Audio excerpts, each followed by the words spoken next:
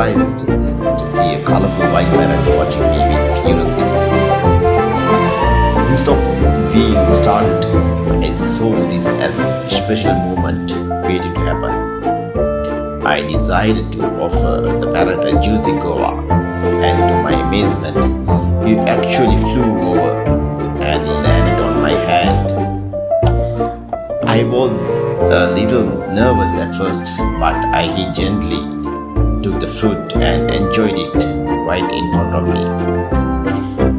I could believe how magical and heartwarming this encounter was. I even managed to capture it on my mobile camera so I could share the joy with you all.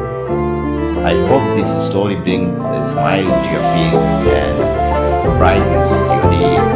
Here's to moments of wonder and happiness. Thank you.